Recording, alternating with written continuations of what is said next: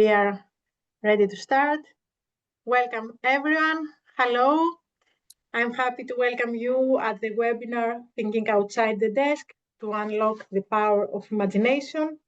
My name is Korina Defteraiou and I'm Education and Outreach Executive at Web2Learn. I'm very happy to welcome Ms. Marina Mattheoudakis as the main speaker of today's webinar.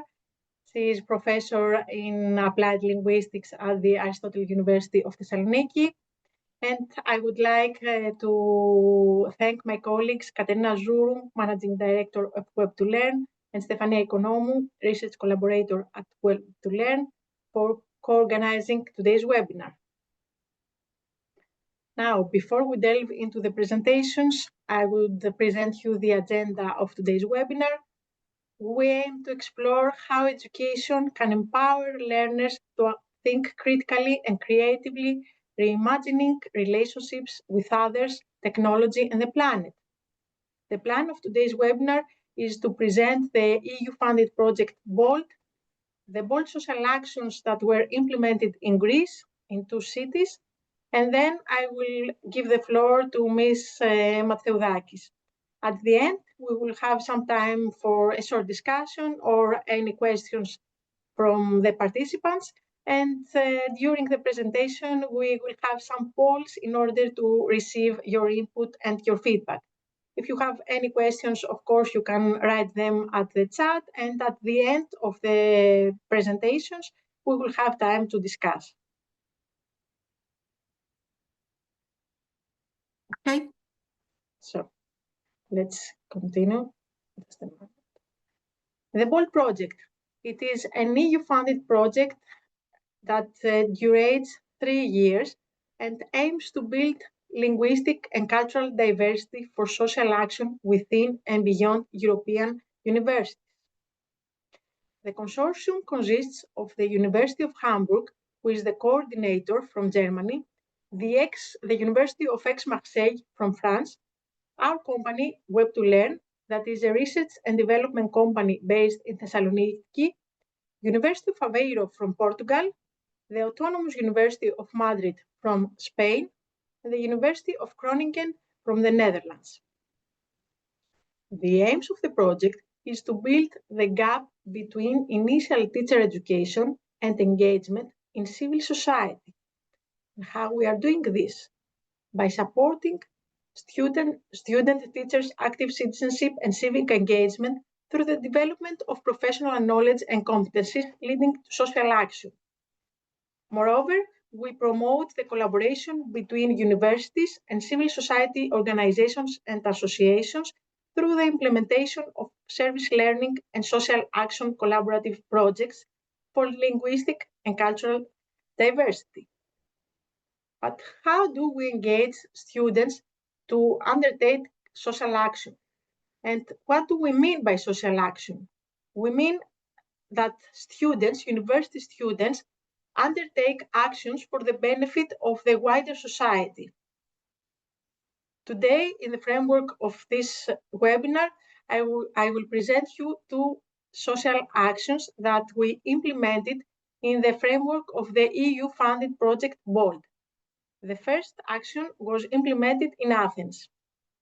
It was an art-based initiative that brought together students from the vocational high school of Sivitanidios in Kalithea, with some students with migrant background, and university students from the National and Kapodistrian University of Athens.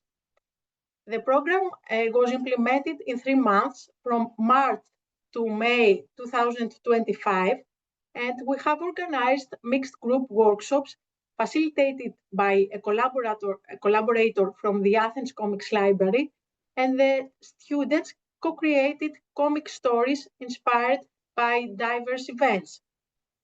This means that we had the students from the EPAL and the students from the National Kapodistrian University. They formed their own mixed teams, and they worked together, they brainstormed, they discussed their ideas, and then they created their own comics under the facilitation of the collaborator from the Athens Comics Library. The output of this initiative was a booklet that involved all the comics that the students created. We have a dedicated website for this initiative. I will share it in the chat. And there you can find more information about the initiative. And moreover, you can find the digital booklet with all the comics that were created. The second action took place in Thessaloniki and focused on healthcare accessibility for deaf and hard of hearing communities. In this initiative, the university students from the Aristotle University of Thessaloniki collaborated with deaf and hard of hearing citizens from the Union of the Deaf of Northern Greece, and they created together scripts, texts, and content for healthcare accessibility videos. The output of this action was the creation of multilingual and multimodal content as students created a series of accessible videos in Greek Sign Language that are also subtitled in Greek and English for addressing deaf citizens' health needs. You can learn more about this initiative from the dedicated website that I will also share with you in a chat in a while. And you can, of course, listen to the videos that the university students and deaf and hard of hearing young citizens have created. This initiative was designed and implemented by Web2Learn, my colleague Stefania Economou, and the professor Marina Mattheoudakis from the Aristotle University of Thessaloniki that we have today the pleasure to hear at this webinar. So I'm very happy to introduce Marina, who is professor in applied linguistics at the School of English. She is the director of the Foreign Language Teaching Club and the director of Bilingualism Matters in Greece. Between 2017 and 2020, she worked in Delaware, in USA, where she designed and implemented an innovative bilingual immersion program in English and Greek. For her contribution, she was nominated twice by the Department of Educators in Delaware for the Innovation Awards. So Marina, over to you. I stop my screen. Thank you, Korina. Thank you. And I would like to thank Web2Learn for inviting me to present and for giving me the opportunity to talk about something that I really like and I'm really inspired by. And this has to do with education and with innovation, creation, and imagination in education. So I'm going to start so that we will be on time. I'm going to share my presentation with you, and you should be able to see it right now. So Great. my presentation is based, yes, I hope that you can see everything now. My presentation is based on my experience on both in Delaware and at the University of Thessaloniki with regards to the experimental school that we have in Evosmos and is supervised by our department.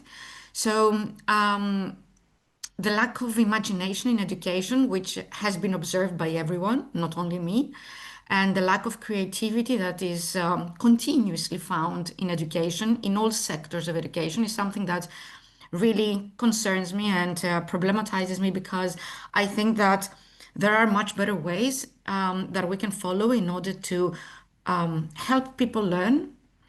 And what I have been trying since 2005, when we launched the third experimental school, has been exactly that, to introduce some more innovative ways in order to educate people, to make education a bit more fun for primary and secondary school students.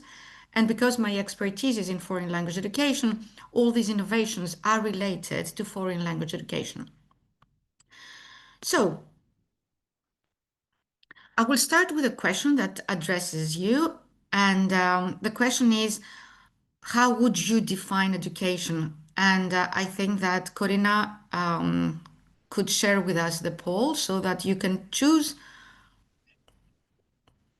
the question that the answer that best represents you. Great. I just shared the poll. I think that everyone shows it. You can vote. How do you personally define education?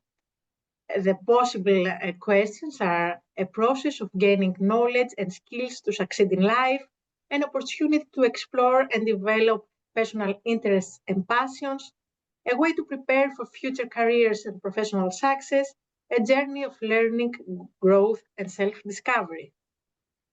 For me, it would be the last one. A journey of learning, growth, and self-discovery. You I can see vote. many people vote. I can vote too. Yeah. Yes, sure. Yes, and I think it's also the question, the answer for most of our participants today. I will give some more seconds in order Yeah. everyone to vote, and then I will share the results with all of you. Mhm. Great. I end the poll, and I'm sharing the results.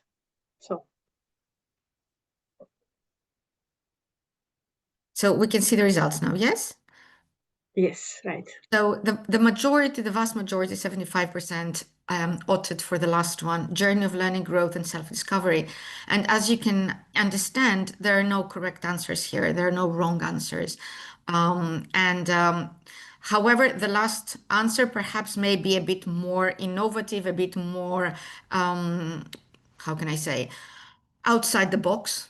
So it is interesting that nobody voted for education being a way to prepare for future careers and professional success. And we have some people who voted the first two ones, a process of gaining knowledge and skills, which definitely education does this as well. Opportunity to explore and develop personal interests and passions. Of course, yes, I totally agree. So what I'm trying to say here is that education is not just one thing. Education is everything, all of those things. And what each one of us chooses out of those four questions, four answers, actually reflects priorities rather than correct answers. So, the reason why I've asked this question is because this question actually is at the center of UNESCO at this point, and UNESCO and has prepared a report in 2021 which is called The Futures of Education. It is interesting that it is the futures and not the future because it predicts that there will be a lot of futures, or we should be prepared for different types of futures in education. So, education, they say, is not just preparation for life. So education should not aim just to prepare students for life, for careers, okay, for their professional lives, but it should involve students in shaping this future themselves. So we should think of our students as future citizens of this world. And therefore, if these are the citizens of the world, and probably we will not be the citizens of this future because we will not be alive, okay, for so many years. So, although I'm teaching now, I'm teaching people who will be alive after me and who should be responsible for the future on this planet. So, they should be given a priority in shaping themselves this future. That's what UNESCO's report actually states. And because the world is changing so fast, at breathtaking speed, as they say, our vision of learning has to adjust to this speed, which is not. This doesn't happen, as you very well know. The changes are much faster and are much more groundbreaking than we expected, and our vision of learning does not change that fast. So, UNESCO says that we need a new social contract for education to repair injustices while transforming the future. So, what do they mean by social contract? They have prepared, you can find it on the internet, it is freely available. They have prepared a text, not too long, which actually describes what these changes should look like, because there is injustice, there is problems with the climate change. A lot of people are in danger because of immigrants and migration and wars and all those social problems that make people feel at risk. And therefore, education should take a very primary, a very dominant role in order to give solutions to those problems. So that's why they say that education is seen as shaping the future. So UNESCO is calling us, it's inviting us to imagine a new social contract for learning. And this should be rooted in sustainability so that we can help the planet survive, so that we can help the planet renew itself, okay? And so that the future generations can have the opportunity to enjoy living on this planet. Collaboration is a major contribution of the report by UNESCO. What they say is that whatever happens in education needs to be done collaboratively among students and teachers, among students, teachers, and families, among students, teachers, families, and researchers, and so on and so forth. So everybody's closely connected with the other. So we should all collaborate to make this new social contract possible. And the last thing that is clearly mentioned in that report by UNESCO is imagination. In this report, we find clear calls made by UNESCO saying we need to be imaginative and creative in the changes that we are going to make. So the world, we should think of the world as a place where learning is not something about passing tests and getting good scores and getting certificates, but about being able to change our lives. So education should enable us to change our lives, our way of living, to make it better. So this is what they say verbatim. Our world is at a turning point. We already know that knowledge and learning are the basis for renewal and transformation, but it's just the basis. Global disparities and the pressing need to reimagine why, how, what, where, and when we learn mean that education is not yet fulfilling its promise to help us shape peaceful, just, and sustainable futures. So these three adjectives are very important in the report: peaceful, just, and sustainable. And these adjectives do not only concern the futures, they concern our lives, our education, everything. You can see here the video, which is very, very short, but it will give you an idea about how they see this future, and I'm talking about UNESCO. So I'm going to share quite a few videos with you today. So I hope you will enjoy them.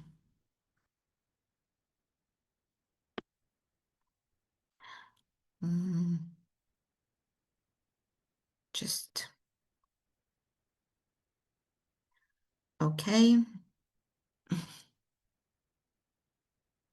Sorry for that. Okay. The futures of I know you humanity cannot see and it, our living don't worry. We planet don't see it. at risk. You have to share it. Share your screen at first. We are at a turning point. Urgent action is needed to change course and transform the future. Everyone alive today has a tremendous obligation to future generations to ensure that their world is one of human rights, abundance, and not scarcity. Education is one of the key ways we address inequality, exclusion, and work on healing our damaged planet. But to transform the world, education needs to be transformed.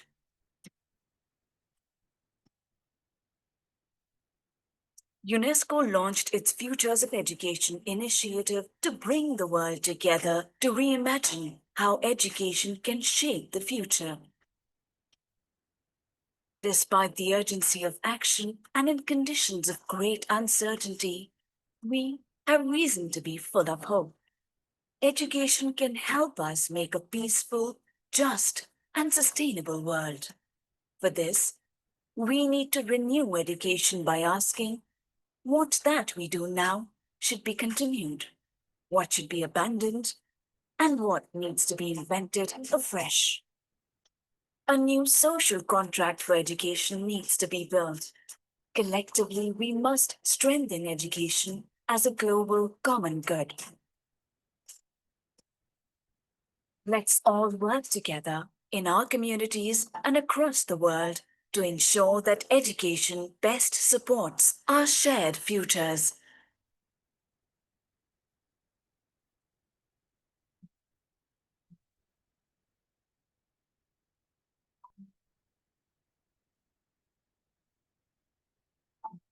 And here you can see the report that you can download. So I wanted to show you the video because I think it is very powerful itself in stating what actually UNESCO is trying to do. And I think that if you visit the website of UNESCO, you will have the opportunity to find out more about it. I had the opportunity to participate at the beginning in those meetings that they had for the futures of education in UNESCO. So I can tell you that it is quite impressive what they are trying to do. So we're talking about education, so inevitably we think of schools. And I can tell you that schools are irreplaceable. They have an irreplaceable role in the community, in every community in the world. So it is a central component of the larger educational ecosystem. Yes, it should be a safe place for the child to learn because it is a safe place where kids are expected to take risks, to be confronted with challenges and solve problems, experiment with possibilities, explore possible solutions. And schools, that's their role to ensure that all learners have available to them the experience, the abilities, the opportunities, the knowledge, the ethics, the values that they need to understand, they need to have access to, that will sustain their shared futures. So they should be given the opportunity within their own schools to experiment with their future, to see what their future may look like and what they can do to improve this future. So I want us to have this in mind until the end of this presentation because on the one hand, I'm telling you this, and this is what UNESCO says. And on the other hand, we have in our mind, at least in Greece, schools that tend to perpetuate a situation that has been around us for many decades. So the problem that we must face is answering, first of all, the question, do schools kill intelligence? Do schools, in the way they educate, actually end up killing, destroying intelligence and potentials, individual potentials? In the way that it is working right now, we know that schools reward answers rather than questions, although they should trigger questions rather than looking for answers. Creativity gets pushed aside for correctness, although there is not one thing that is correct in life, as very, very often, as we very, very well know. So instead of asking learners to think that, look for the correct answer, perhaps we should ask them to find out creative ways to solve problems, existing problems. Curiosity is limited by conformity because there is one task given, one aim given, and everybody should learn in the same way at the same pace to solve particular problems. Curiosity is not cultivated in this way. But human potential is too vast to fit inside any test paper. And this is what we should be able to see in every classroom in the world, in every school.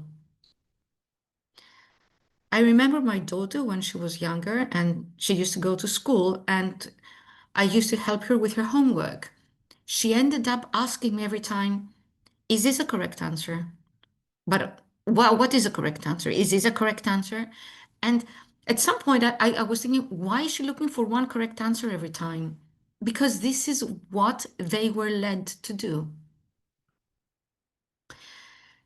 There have been so many studies very recently regarding the connection of creativity with academic results, academic outcomes.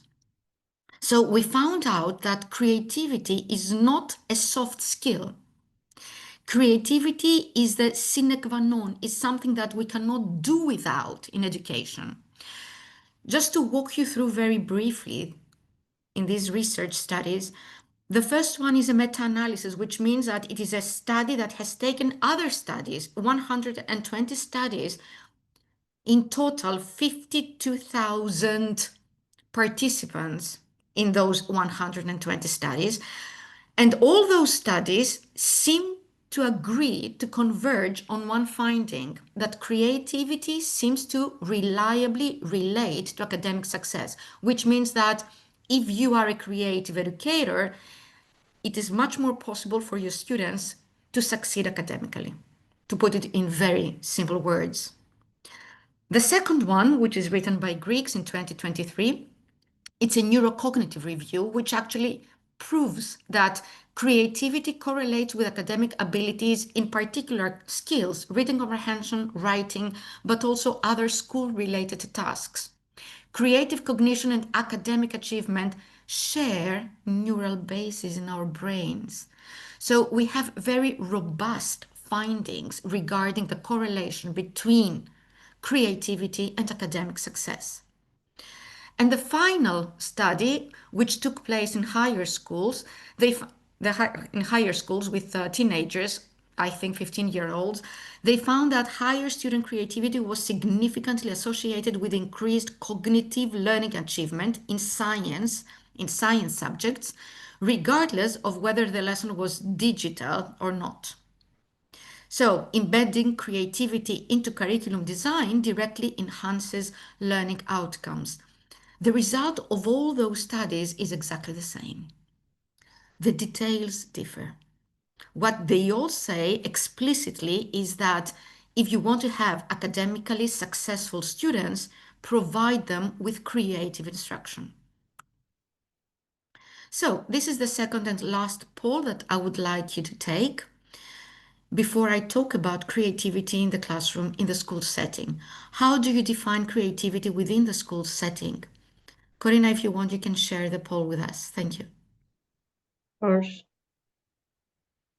I launched the poll right now, and you are able to see it. All the answers are correct, okay? There, no, as I said. Of course. I read it. How would you define creativity in a school setting? The first possible answer, thinking in an innovative ways to solve problems or approach learning tasks. Expressing ideas through artistic, practical, or hands-on activities. Connecting concepts across subjects from new insights or perspectives, adapting to challenges with flexible thinking and trying out new strategies. Of course, you can share with us in the chat any other ideas that are not written here. All answers are possible, all ideas are welcome. Okay, I will give some seconds as I see that more people are voting, and I will share the results. Right now, I end the poll and share the results with all of you. So we don't have a winner, which is fine. Excellent. Yes. I think you can we all see the results now, Korina? Yes, right. All of us see the Okay. results. I don't know if other people can see what I can see. Okay. Yes, yes. So yes, the second and the fourth choices were equally preferred by 36% of the people here. So expressing ideas through artistic, practical, or hands-on activities, and adapting to challenges with flexible thinking and trying out new strategies. As I told you, all answers are possible and all answers are correct. What each one of us prioritizes and as creativity is something very subjective, it's something very personal, and that's the value, okay, of having everybody's ideas in this kind of questions. So I would value all possible choices here. And I'm sure, as Korina said, you might want to add more ideas in the chat, and you may come up with even better and more creative answers to this question. So, what I'm trying to say is that creativity cannot be secluded, cannot be defined in a very strict way, because first of all, creativity can be defined in different ways by different people, and therefore, and secondly, because creativity is a very, how can I say, multifaceted word. Okay, so it includes a lot of semantic elements and can be interpreted in a variety of ways. So, according to UNESCO, creativity is the basis of solution finding. Okay, it is the cornerstone of change. And I like what they say, that we cannot change the world by doing what the world is asking us to do. In other words, by repeating what people are familiar with and what people feel comfortable with. Creativity should give us the opportunity to dream bigger, question deeper, build better. So, in order to create inclusive, just, hopeful, sustainable futures, as UNESCO says, we need minds that dare to imagine outside the desk. Being able to open the doors and not be secluded, not be restrained by the possibilities that they have got used to seeing around them. Because what we see around us usually limits our imagination. So we need to see beyond what we can actually see with our eyes, beyond what is actually visible. So what I'm going to present to you very briefly for the rest of this presentation is ideas about how we can promote creativity and imagination in schools. And I'm going to talk about 4 domains very briefly. How can this creativity and imagination be integrated in the curriculum design and with reference to social action in particular? How can it be included, taken into consideration when we design materials? How can creativity be part of how we teach, of our instructional strategies, of our methodologies? And finally, how can creativity and imagination be reflected in the classroom setting?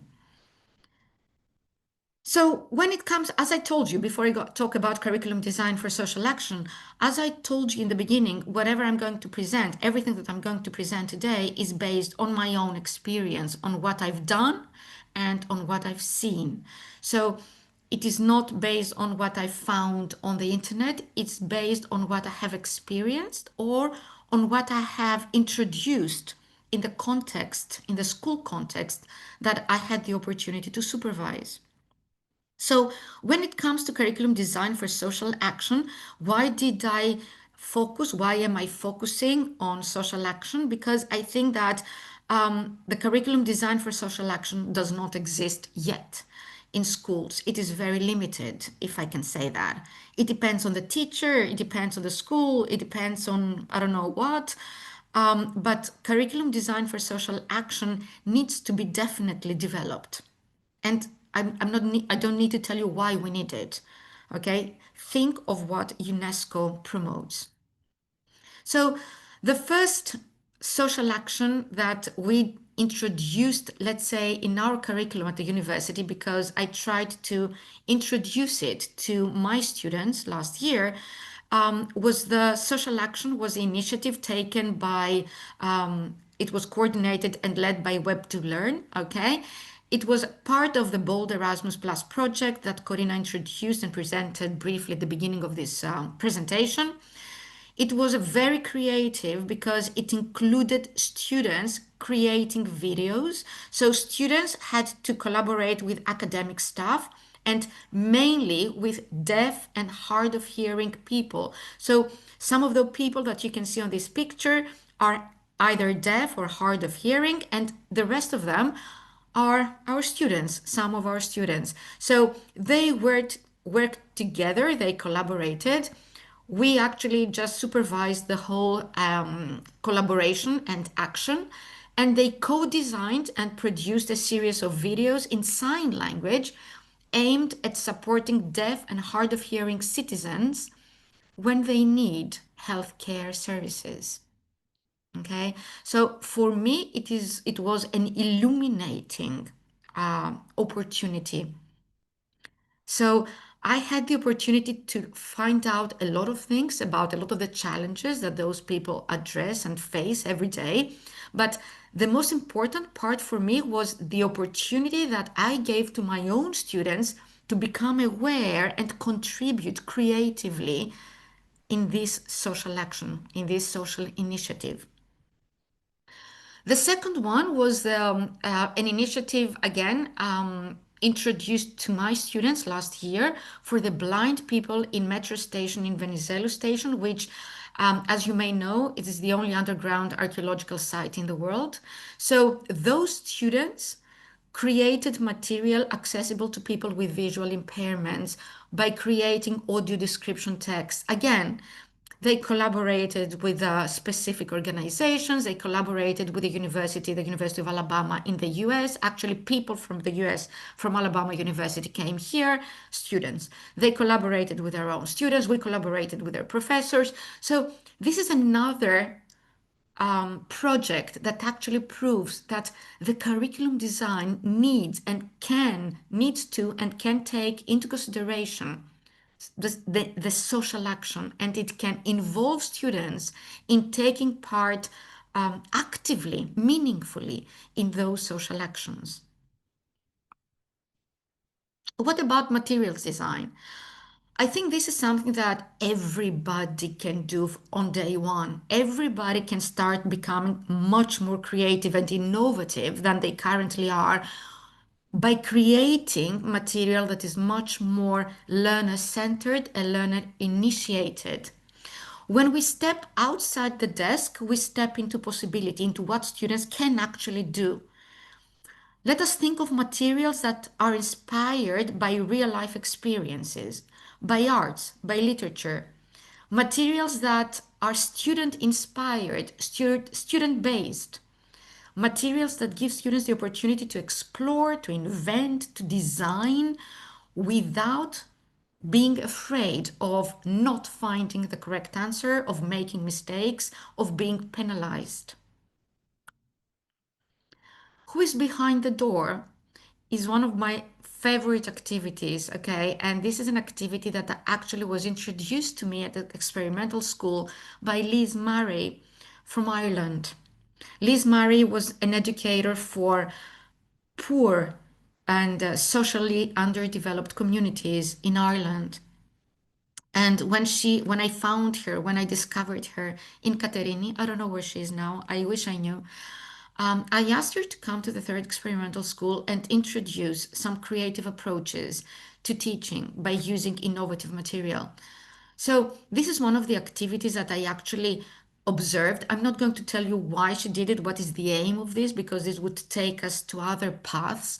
But I'm just throwing now materials to you that show the creativity of the instruction and how create of the instructor and how creative students can become when we give them innovative and inspiring materials.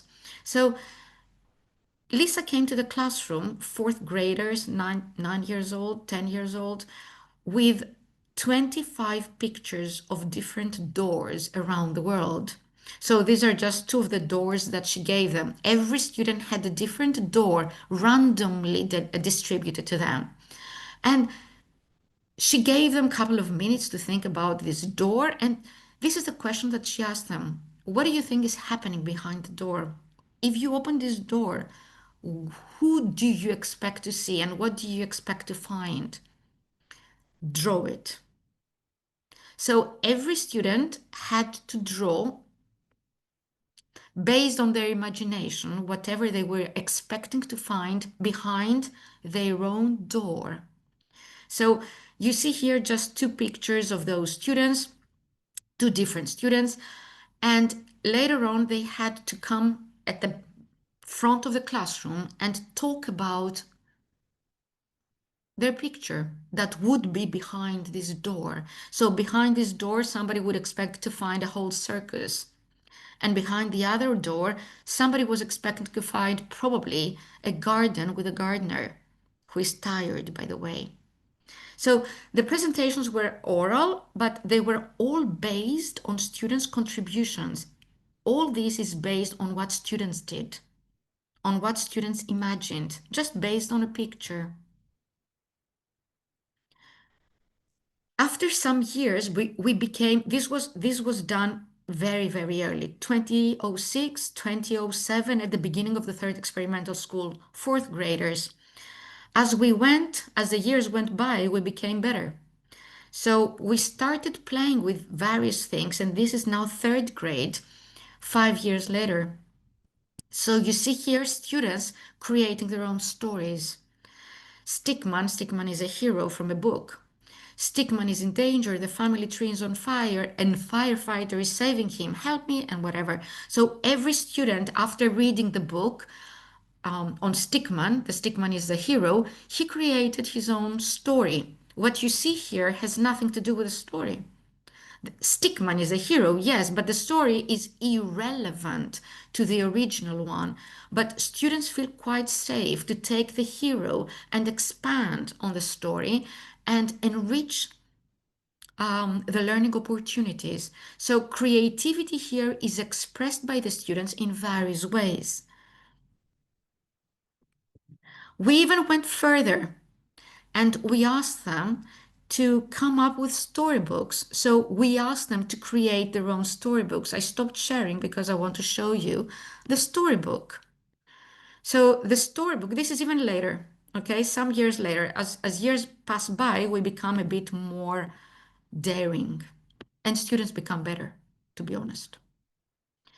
So they had a book which was called Meerkat Mail, okay? Again, I think it is fourth grade. So here they created their own storybook. They drew and they wrote. And what is more important here is that this was done collaboratively between students. So it was not just one student who made all this. It was a group of students. So different groups created different storybooks. And they wrote whatever they wanted. Again, the story is not related to the original story. Just the meerkat is the same hero who continues to be the hero of the storybook.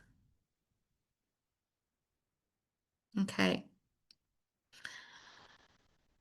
And different teachers created storybooks in different ways because teachers become very creative as well. And that's what we want to do. Teachers' creativity inspires students' creativity. This teacher did it in a different way. So I don't know who that giraffe is. I don't know from which book she has been, inspired, which book has inspired this character. But every student here, and this is now individually done, every student, okay, it is also an audio book, they read it. They wrote its own thing. So every student wrote something about a giraffe. Okay. Again, inspired probably by a story with a giraffe. As simple as that. So let us see what else we did. Sorry.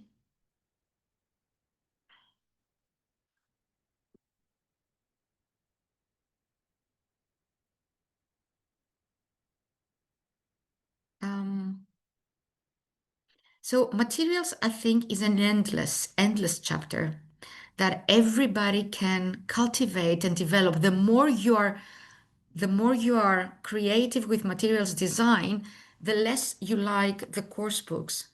That's a rule. So creativity nowadays can be expressed through technology. Of course, the storybooks that you've seen also make use of technology tools. But now we have the Minecraft, which you may have heard or you may use, I don't know.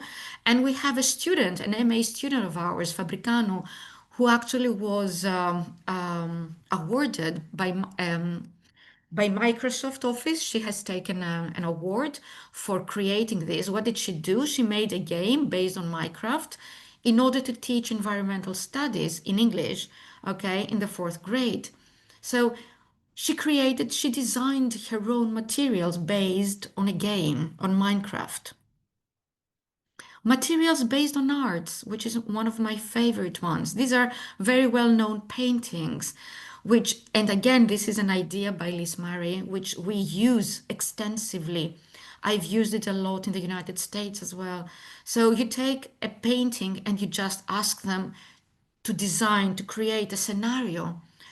Who are they? What are they doing? What is their relationship? Where are they? What are they talking about? Why is this a family? Why are they there? Is it a house? Is it a cafe? Is it a restaurant? Do they work? What work might they do? What happened 5 minutes before? What happened last week? What will happen afterwards? Imagine this is a scene in a film. Write the script. And here you have oral skills development, writing skills, everything, interaction, project based, whatever you want. But it's materials that you give them, and on the basis of this, they can expand and create, they can create their own materials. Students can create their own materials based on that. Teaching methodologies and instructional strategies. Here, okay, I have videos to show you, but I will show you very few minutes from each video, because actually these are videos that were created, most of them in Delaware, in the American school. And you can see here teachers teaching math by using bowling, by dice, by using music and songs, and of course by using literature books. I will try to show you little small excerpt from each one of them, and I don't want to tire you, but you will get an idea what we mean by that, because when you see it, it's a bit different than when I just describe it to you. Okay, so here is a bowling class, if I can say that. Kindergarten, American students, not a word in Greek. They cannot speak Greek at home. They do not speak Greek at home. They are not heritage speakers of Greek. Their parents are American or Afro-American or Indians or whatever. We have only one student. His name is Stamatis. He's from Greece.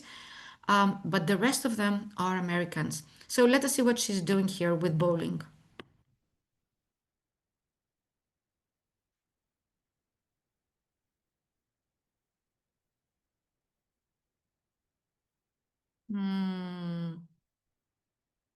Okay. Maybe refresh. I should refresh it.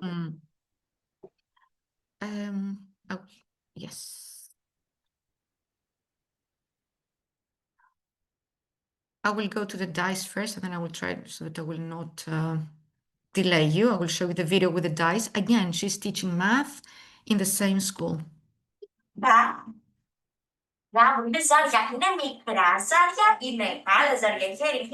don't see it. Can you hear? Only here, yes, we don't see it. You don't see. Okay, of course.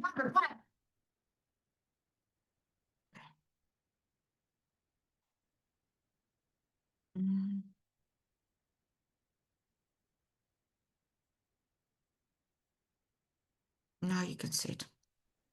Great. Ποιος θα μου πει, είναι νεφαλαζάρια. Σάλα. Νεφαλαζάρια. Αγόρια και κορίτσια. Μαρίνα Ζάλη να το πετάξει και να μας πει πόσα του βλέπει. Έλα Ηλάη, πέτα το, όχι πολύ ψηλά, πέτα το έτσι. Έλα Ηλάη, πέτα το Ζάλη. Σούπερ, πόσα βλέπεις. Μπράβο Ηλάη, βλέπω 5. Δεν θα πάρει το άλλο Ζάλη, θα λάβεις. Πέτα το Ζάλη. Όχι πολύ ψηλά. Πόσα.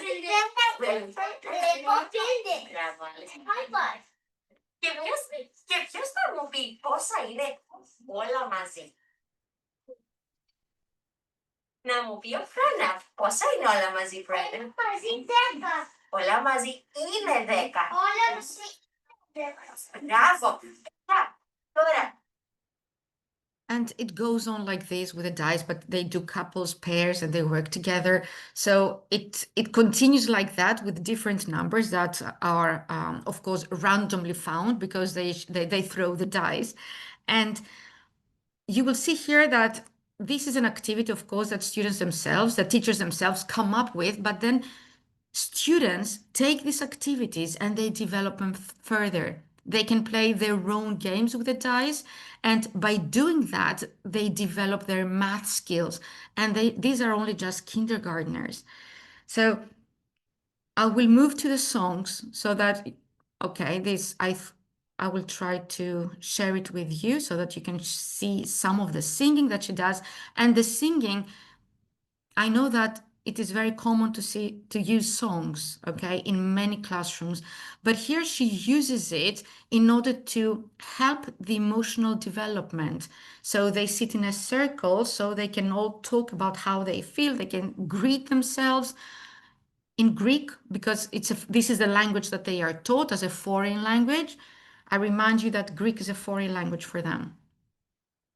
Okay, we have 2 minutes, so okay, you can see it. Can you hear? Can you see? Yes, yes.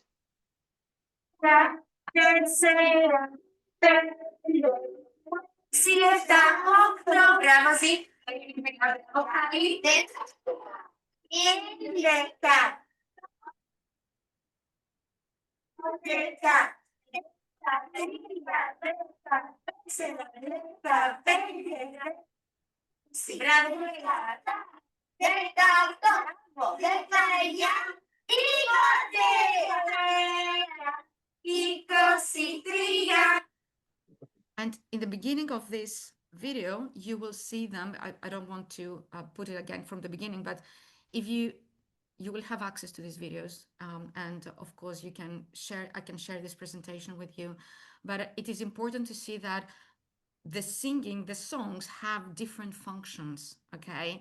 And Maria Parapognari, who is the teacher of this class, is so creative that, okay, she also likes music. She is also partly a musician. She has created her own songs, but every teacher finds her strength, and she can develop this strength and use it, okay, for the benefit of the students. So, Ms. Mattheoudakis, we have only 4 minutes left. And so I will go on. I will not show you another video. Okay. I will go on and I will go with if anyone wants to ask something, he can do it now to the chat as Ms. Mattheoudakis can sum up. Please do. Thank you. Okay. So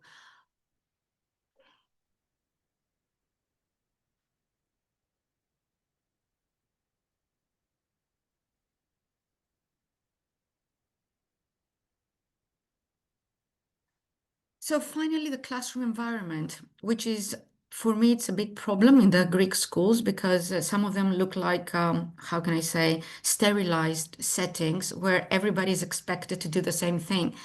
This is one of the classrooms that we have the third experimental school, which is okay, but we need to move from here to something that is a bit more flexible.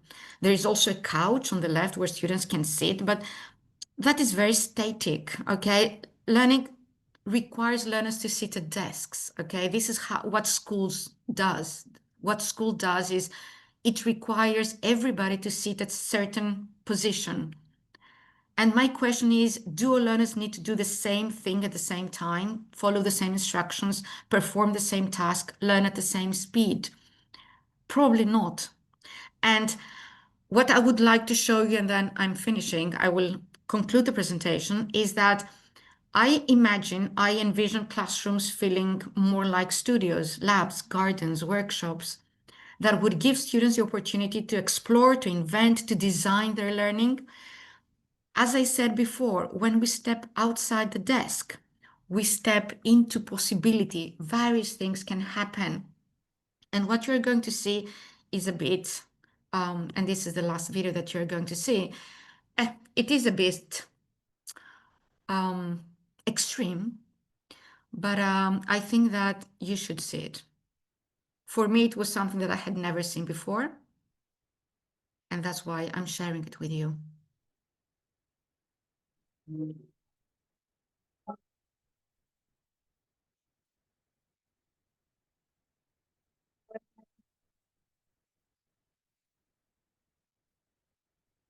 This is classroom.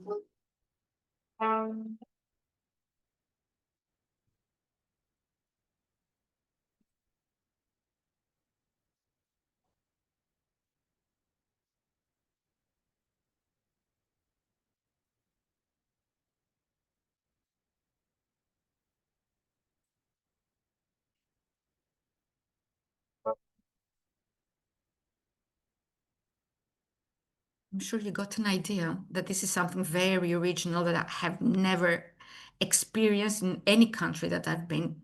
But I think that it is worth trying it and experimenting with that, definitely. So the last thing that I'm going to tell you is that we need to reimagine our relationships within the school. So spaces like the ones that you've seen, that the particular one that I've shown you, helps us share the learning journey with others. You've seen that students, each one individual does something, but they also work together because collaboration needs to replace competition. And individuals need to be encouraged to discover learning themselves, to develop their own pace, to follow their own interests. Technology is there, but it's a partner when we need it, and definitely not a distraction. Every classroom should be a place where new ideas are born by the students themselves. Mistakes should be considered not failures, but first attempts to find an answer. And students should not wait to be inspired, but they should be the inspiration of our learning journey. So let us reimagine all together, because education has the power to heal, to uplift, and to transform. Let's design learning that reflects the world that we would like to have in the future. Let us give every learner the freedom to create themselves the future and not just be the heirs of those futures, of that future, not just inherited, but created themselves. These are the references that I've used for my presentation, and I'm very willing to and very happy to answer any question that you might have. I've seen that there are some comments or questions in the chat, but I haven't been able to read them. Thank you. Thank you, Marina. Thank you very much for your really inspiring and thought-provoking presentation.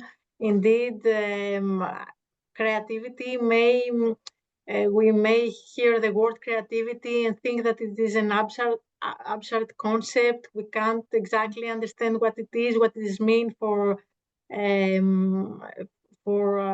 us.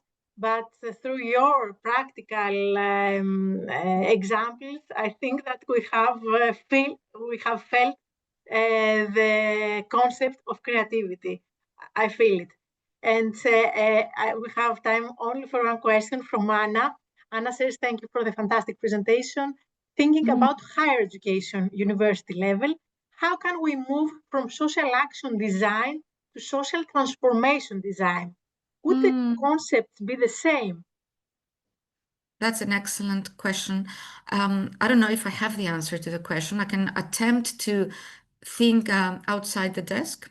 And I think that yes, we can, because social action design should lead us to social transformation design. However, the social transformation sounds a bit too ambitious. And at this point, at least, okay, I think that we should introduce systematically social action design. And this would take us to social transformation. For me, even my involvement in those two projects that I mentioned, BOLD and the other one, was actually illuminating, and it was very thought-provoking.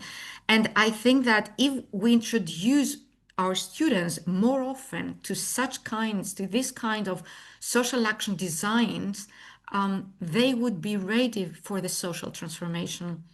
Our students are much more ready than we expect them to be or than we imagine. Great. Thank you. Thank you very much, Marina, for this really thought-provoking presentation.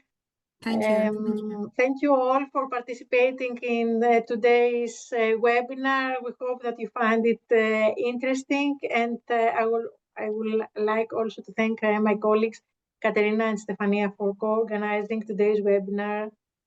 Have a nice day. Bye-bye. Thank you. Thank you very much. Bye-bye.